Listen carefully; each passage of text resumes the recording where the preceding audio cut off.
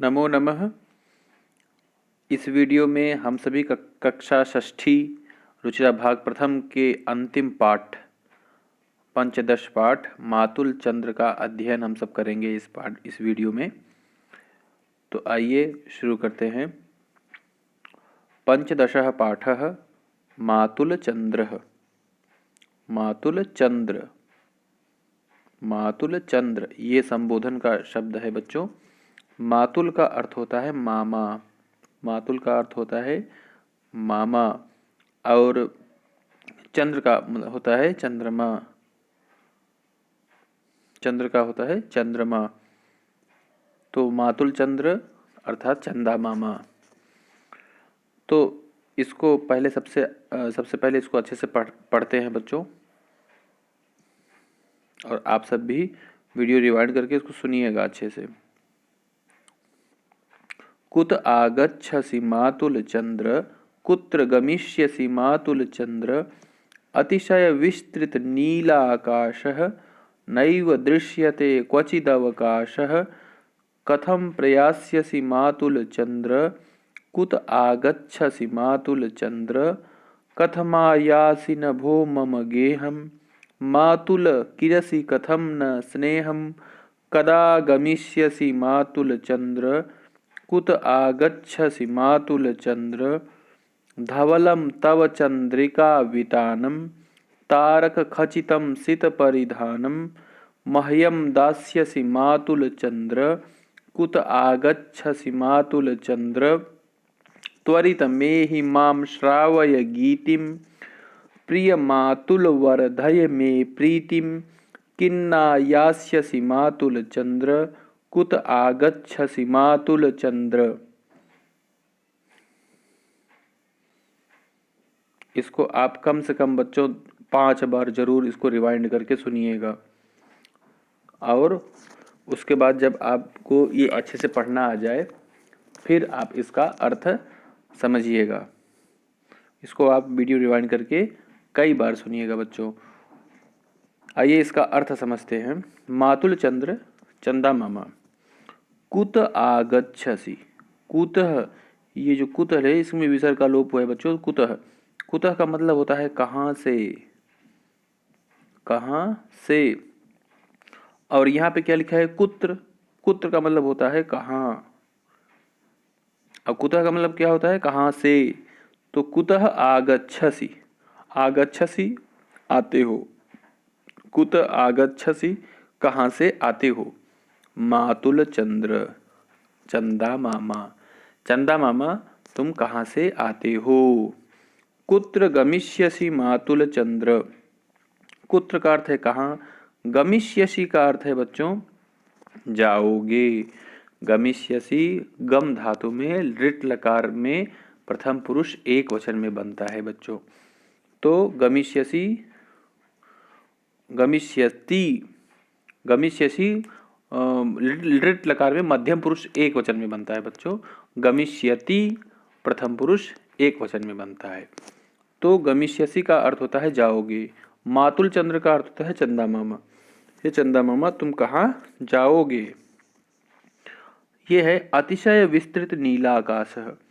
अतिशय का मतलब होता है बहुत अधिक, ये अतिशय का मतलब अधिक।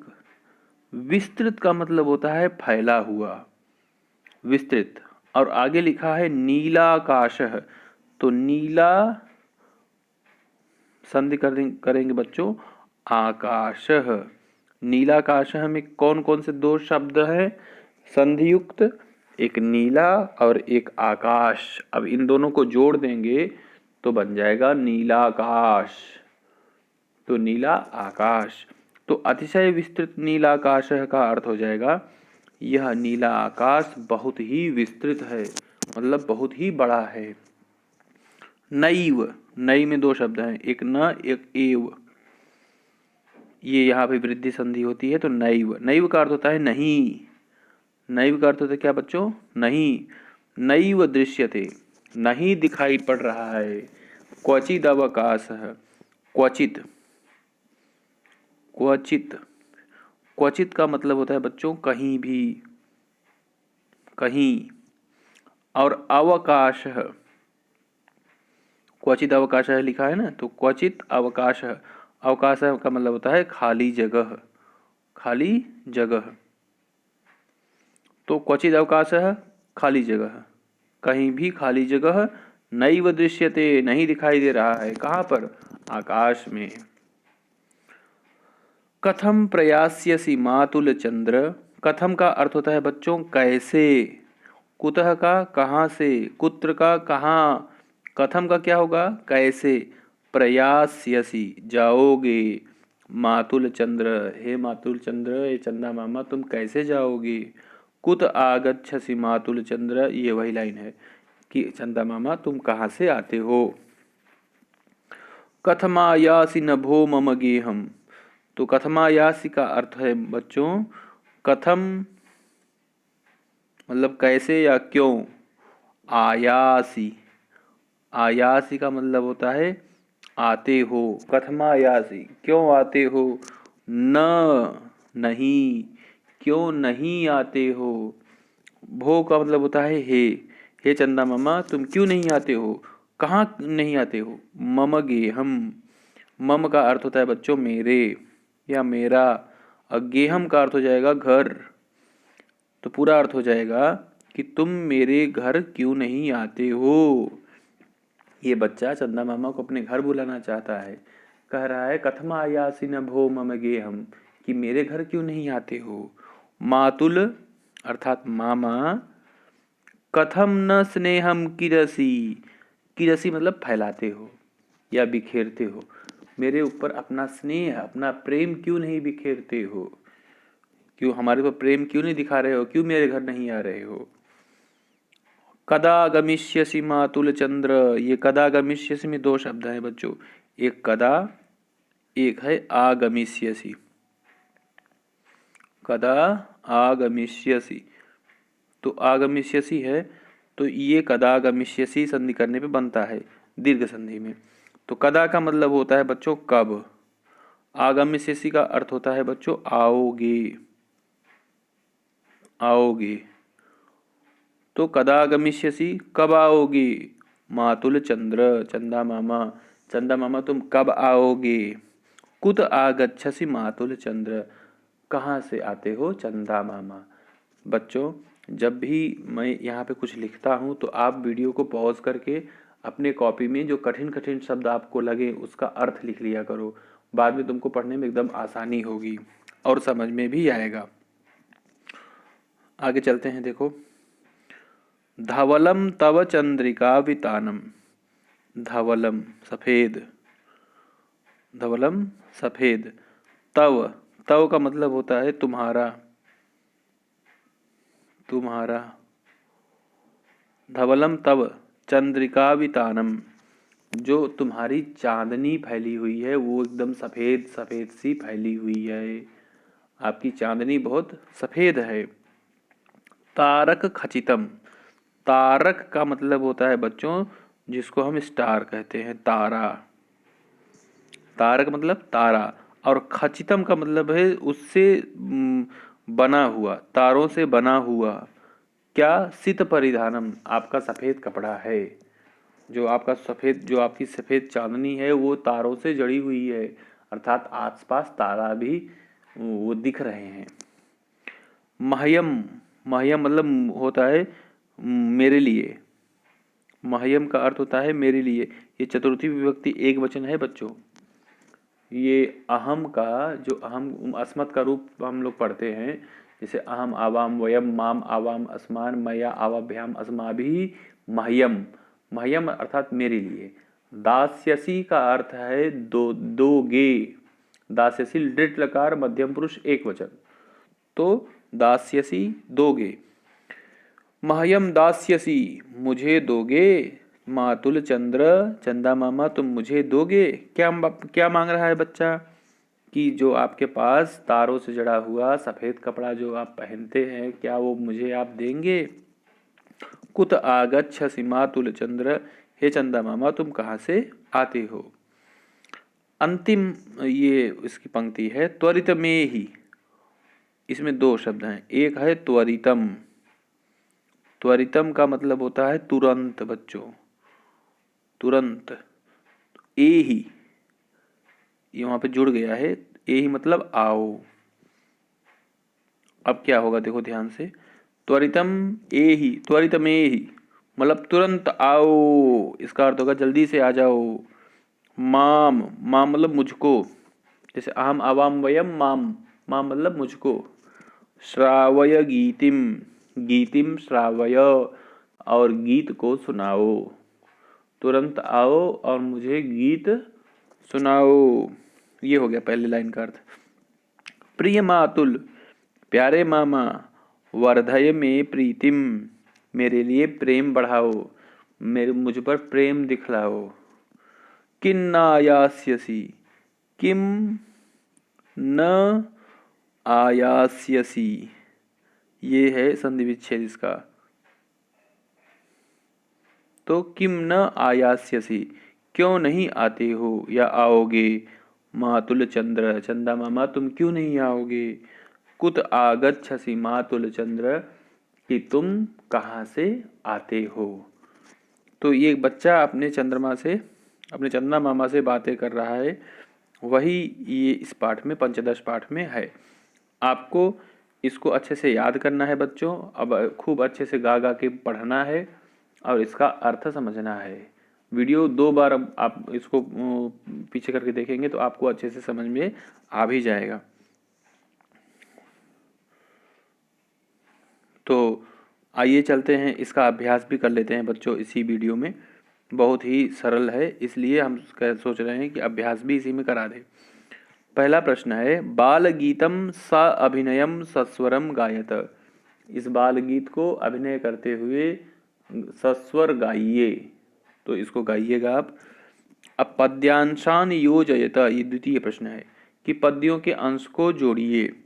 मातुल किरसी कथम न स्नेहम, तारक खचितम सित परिधानम, त्वरित में ही माम श्रावय गीतिम, अतिशय विस्तृत नीलाकाश धवलम तव चंद्रिका वितानम।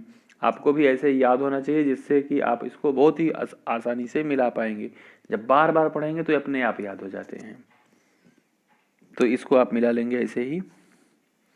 तृतीय प्रश्न है बच्चों, पद्यांशेषु रिक्त स्थानानि पूरयत। पद्यांशों में रिक्त स्थान भरिए। तो क्या है रिक्त स्थान। प्रिय मातुल वर्धय में प्रीतिम, वर्धय में प्रीतिम, कथम प्रयास्यसि मातुल चंद्र। ऐसे आपको भरना है, देख करके याद करके भरना है आपको। नैव दृश्यते क्वचिदवकाशः, नैव दृश्यते क्वचिदवकाशः, मह्यं दास्यसि मातुल चंद्र, कथमायासि न भो मम, कथमायासि न भो मम गेहम। इस प्रकार इन पद्यांशों में रिक्त स्थान हम लोग भरेंगे। आपको याद हो जाएगा तो ये सब बहुत सरल हो जाएंगे आपको, इसलिए इसको याद करिए।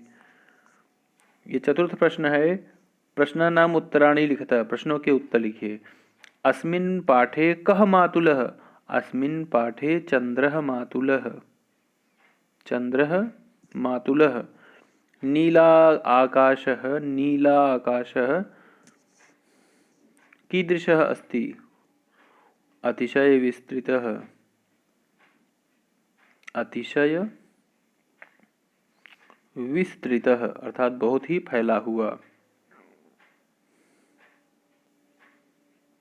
अतिशय विस्तृतः। मातुल किम न किरति स्नेहम, मातुल किरसी कथम न स्नेहम लिखा था ना, तो स्नेहम। किम श्रावयितुम शिशु चंद्रम कथयति, क्या सुनाने के लिए शिशु चंद्र से कहता है। गीतिम, किम के स्थान पे लिख देंगे गीतिम, तो इसका अर्थ हो जाएगा। चंदस्य सित परिधानम कथम अस्ति, तारक खचितम, तारक खचितम सित परिधानम, तारों से जड़ा हुआ उसका परिधान है, किसका, चंद्रमा का। ये पंचम प्रश्न बहुत ही सरल है बच्चों, बहुत ही सरल है।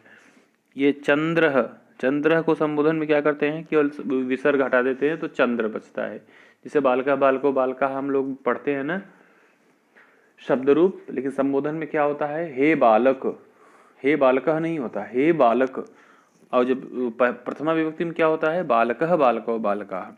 तो चंद्र का चंद्र, तो शिष्य का तो शिष्य, केवल हटा दो बस, शिष्य। और गोपालः का क्या होगा, गोपाल।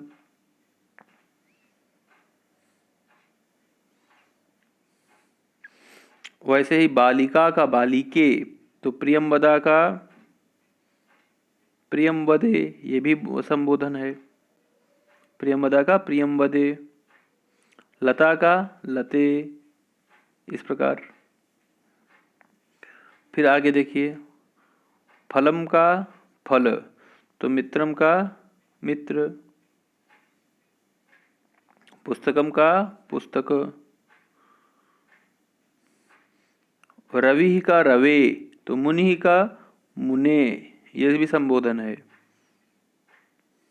कवि का कवे, ऐसे। फिर देखिए बच्चों, ये उकारांत शब्द आ गया, ऊ से अंत होने वाला। साधु साधो, तो भानु भानो। फिर पशु पशो, तो नदी का हे नदी, ह्रस्व ही हो जाता है। तो देवी का क्या होगा बच्चों, देवी। और मानिनी का मानिनी, ह्रस्व ईकार हो जाएगा, छोटी ई हो जाएगी। देखिए षष्ठ प्रश्न है, मंजूषातः उपयुक्तानाम अव्यय पदानाम प्रयोगेण रिक्त स्थानानि पूरयथ। मंजूषा से उपयुक्त अव्यय पदों को के प्रयोग से रिक्त स्थान भरिए। तो पहले इसका अर्थ समझ लेते हैं। कुतः मतलब कहाँ से, आप लोग लिख लीजिए इसको। कुतः मतलब कहाँ से, वीडियो पॉज करके लिख लिया करिए। कुतः मतलब कहाँ से, कदा मतलब कब, कुत्र मतलब कहाँ, कथम मतलब कैसे, और किम मतलब क्या।